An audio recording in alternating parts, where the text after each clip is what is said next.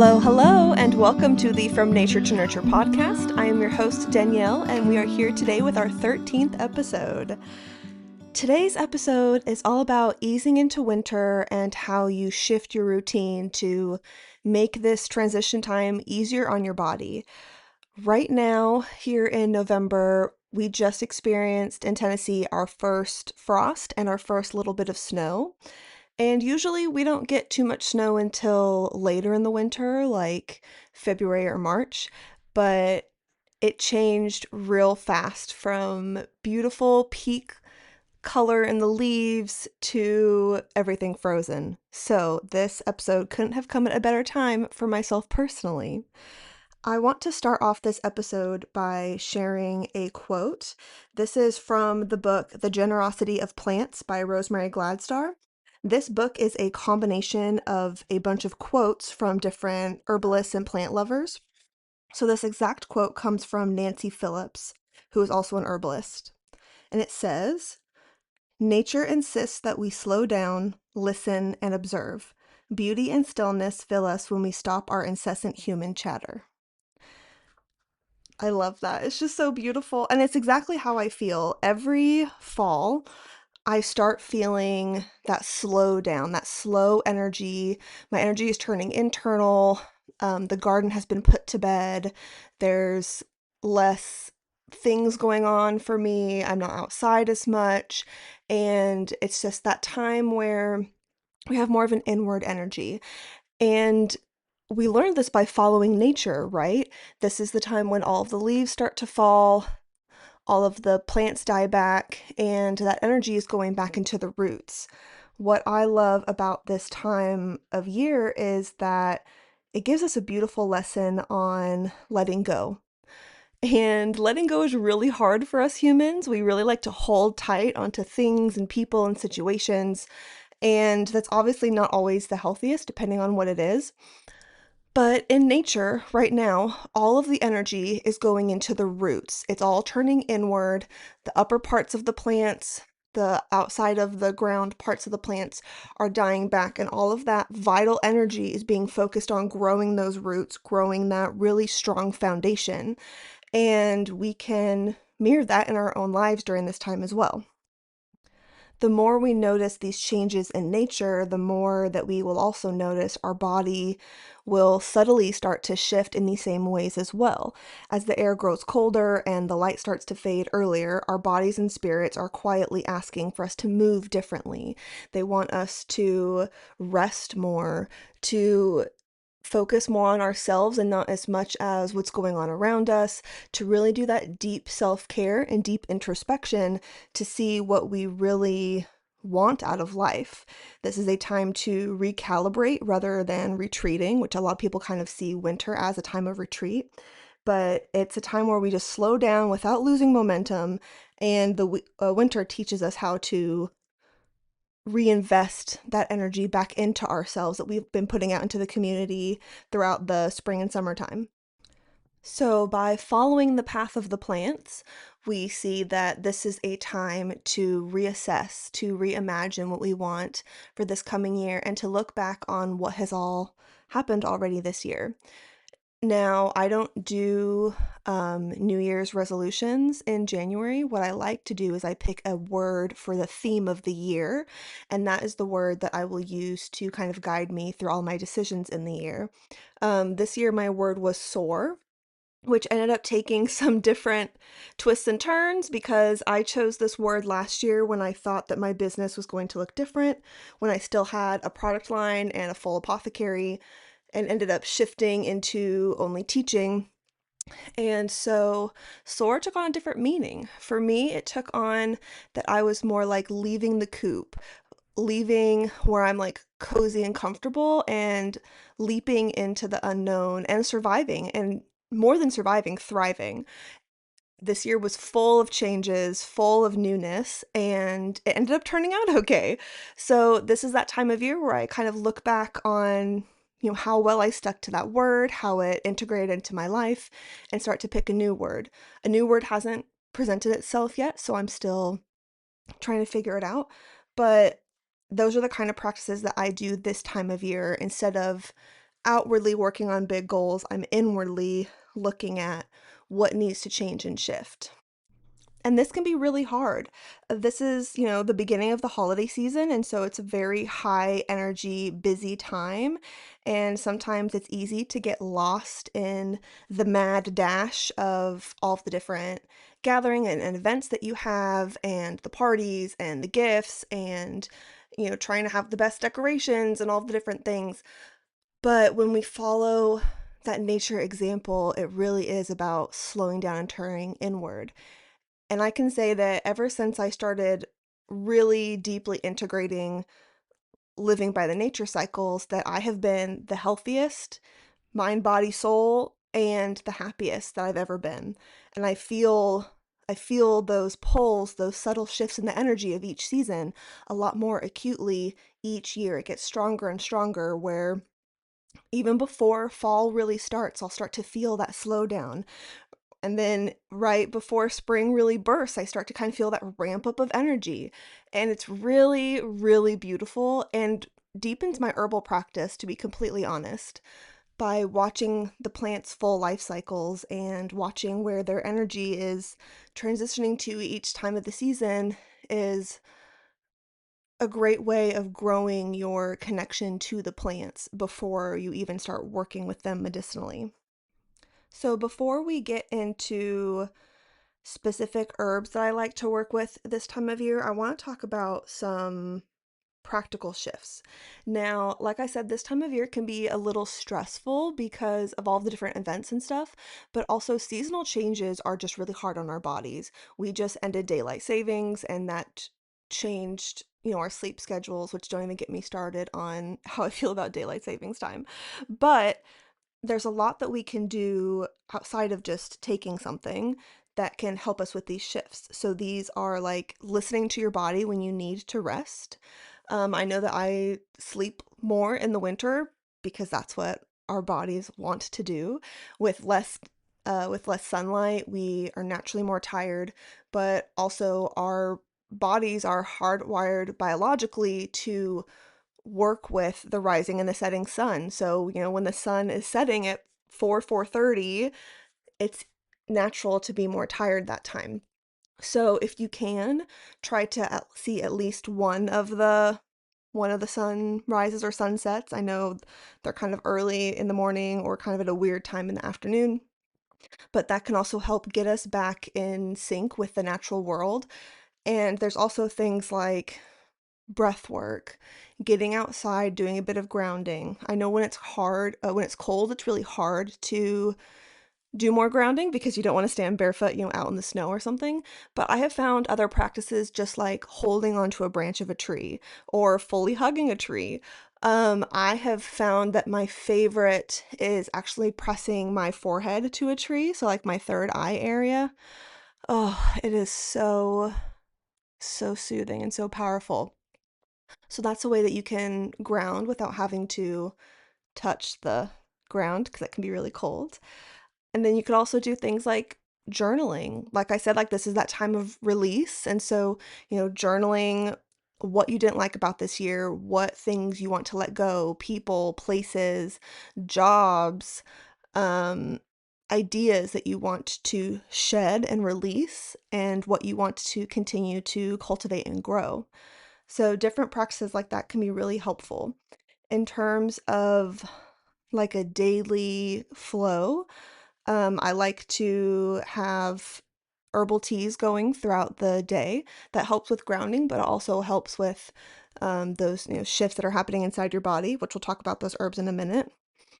And then, midday, I like to try to do that mini grounding where I have my forehead to a tree, or I just hold onto a branch and kind of just breathe with it for a little bit, loving on it. And then in the evening, I try to do mostly candlelight or really low, warm lighting so that my circadian rhythm isn't completely thrown off. With the sun going down at 4:30, still have to make dinner and clean the kitchen and do all the things. But I have found that if I do it by candlelight, the energy of those tasks are so different. They are, they make it so much more magical and cozy and warm, and it feels good to be in the winter and using the candles, right? Sometimes the winter can be really depressing, and by kind of making it more of like a cozy, Elizabethan time energy, then we can just enjoy it more, romanticize it more, I guess. But that's just a little bit of a flow for throughout the days. It's nothing super luxurious. It's just calibration points for me to touch in a few times throughout the day, touching into the seasons, especially as I'm spending more time inside. This is also the time of year where I'm doing a lot more baths or foot soaks on top of herbal teas just to keep myself warm. I naturally run warm, so I don't need a ton, but especially with how often I have to take the dogs outside, it is so nice to end the day with a cup of tea or a nice warm bath. And then adding in different like body oils or bath salt blends to kind of layer in those herbal medicines, right? So let's talk about some plants.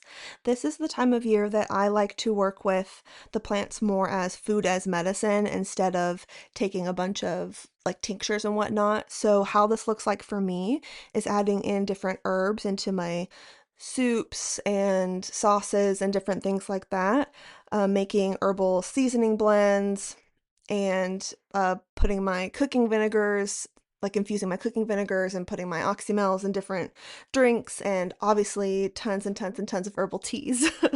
So mixing in those plants into multiple layers throughout the day so I'm always supported, but also I kind of get out of that medicinal mindset and more into that food and energetic mindset. So let's talk about some plants that I am working with a lot right now. First off is oat straw. So, oat straw and milky oats are the same plant. They are just fresh and dried. So, I work with both. I work with the milky oats as a tincture, but oat straw I love to mix in with my tea blends for extra minerals and to help with hydration. I am naturally a dry, warm person, so winter can be really frustrating for me because I get super dry in the winter, and there's only so much you can do topically to support your hydration. So, by working with hydrating plants and mineral rich plants, you can really set yourself up for success and feel your best during the dry, cold winter time. The energy of milky oats is like a warm bath, warm hug, nestled under your blankets kind of feeling. It is really wonderful for your nervous system, very soothing, very supportive, and nourishing to your nervous system as well. But then, like I said, that dry version is the oat straw, and that is a lot more about the nutrition than about the nervous system support. So, working with both of them has been wonderful. And then we have chamomile. Chamomile is a plant that a lot of people are familiar with, even if you're not super deep into the herbal world. But what I actually work with chamomile the most for right now is for the digestive system. So, chamomile is a wonderful bitter nervine, which means that it is helpful for your digestion, but also for your nervous system. And so much of our digestion is ran by our nervous system. Now, this is the time of year when you are, going to a lot of new places, trying new foods, trying new people's cooking, and it can be a little more stressful for your digestion. So, by incorporating chamomile into some of my teas, I am keeping my nervous system calmed so that I can adequately digest everything and absorb all those nutrients that I need. It's also just a wonderful addition for flavor for all my tea blends as well.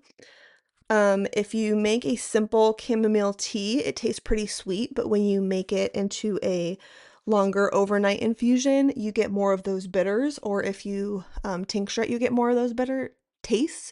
The chemicals are still there, but the taste is a little bit more bitter, and that taste is what um, is the mechanism that will trigger your digestion to be flowing properly. So, chamomile is a wonderful addition, very subtly calming, very soothing, and just a nice addition to any of my tea blends.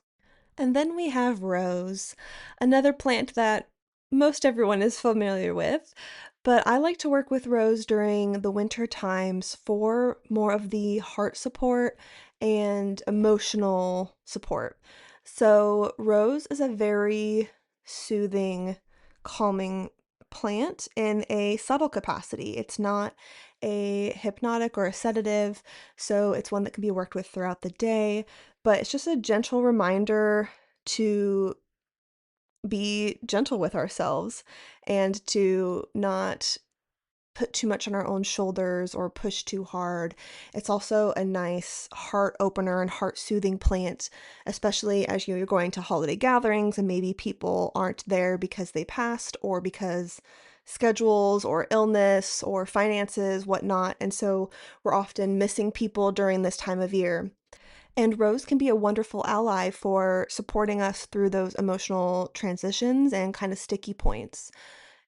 I also find that it's really helpful with seasonal depression because, like I said, it's helping to remind us to not be as hard on ourselves, to be gentle, and to take care of ourselves before we overcommit and do a bunch of outward things for other people. This could be a hard time of year, and rose is a wonderful, soft hug to our hearts as we move through these darker months. Now, lemon balm is a bit of a different energy from the other plants that we have discussed.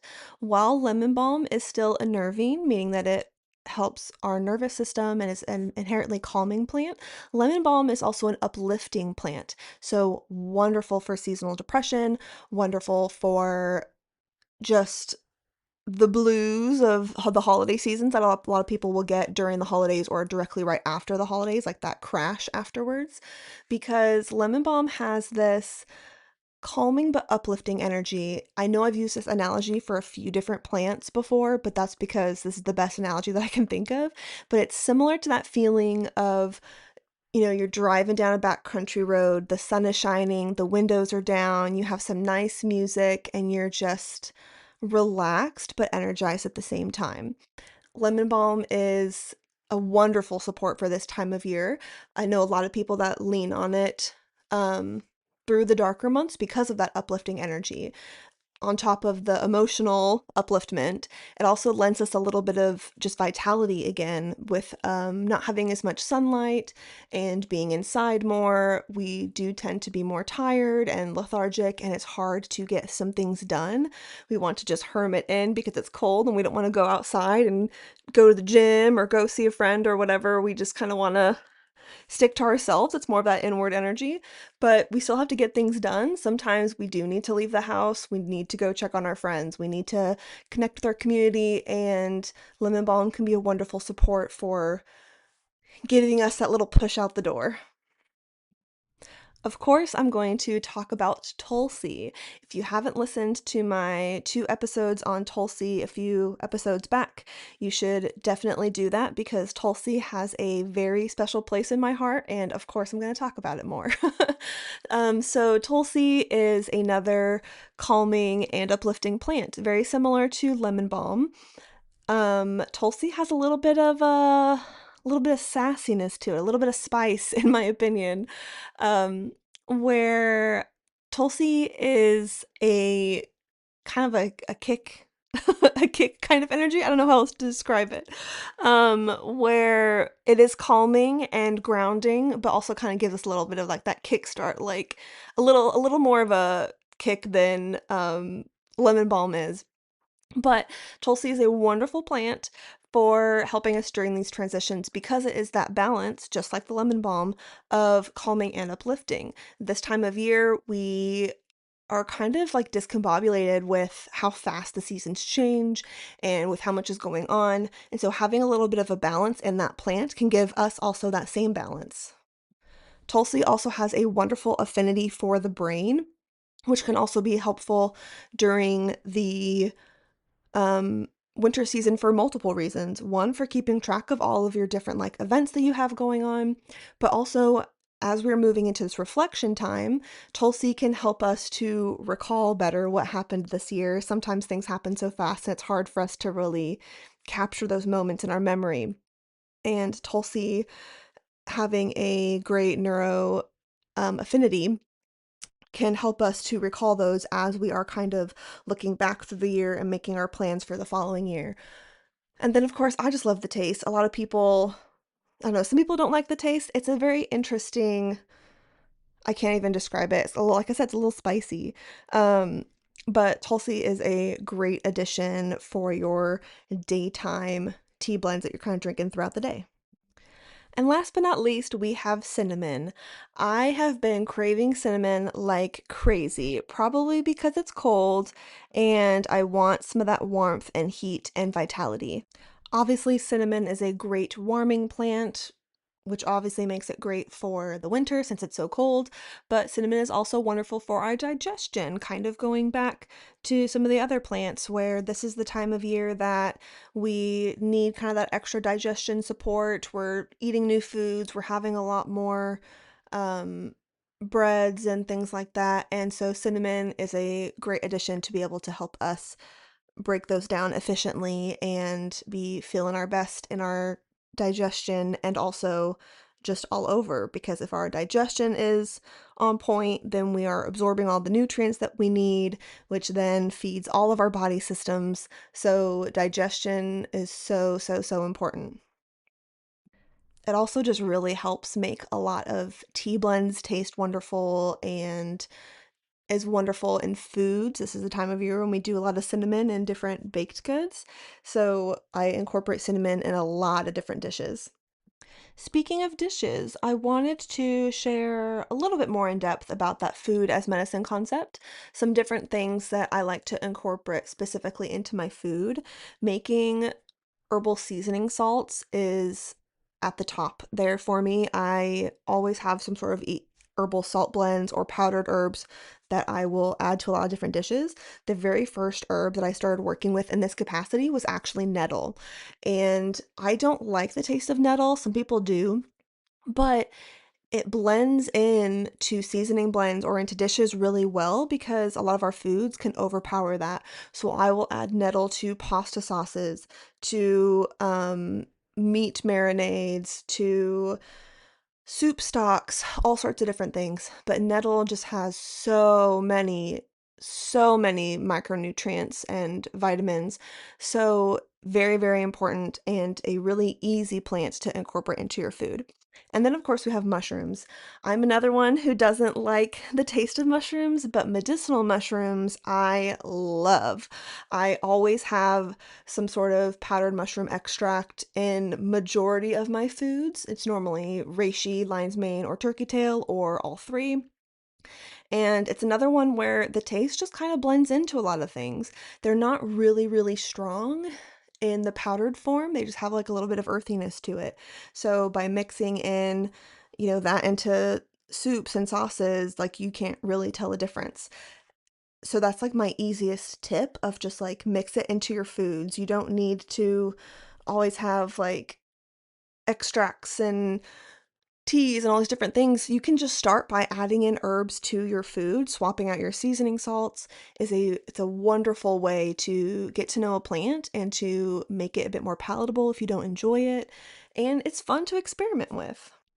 So, I hope this podcast gave you some ideas on how to ease into winter and to integrate the nature lessons that are speaking to us right now.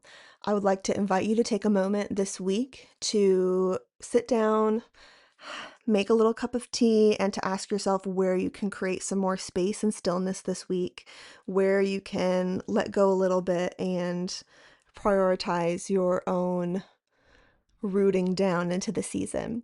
And if you're craving deeper rest and reconnection through this winter, join me in my December 4th class on herbs for meditation and dream work. We will be talking about tips for that stillness and being able to listen to the messages from the plants in the universe. And it will be really fun to see you all there. If you would like to find out more about my upcoming classes and offerings, you can find me at rootandwandercollective.com. I'll see you along the plant path.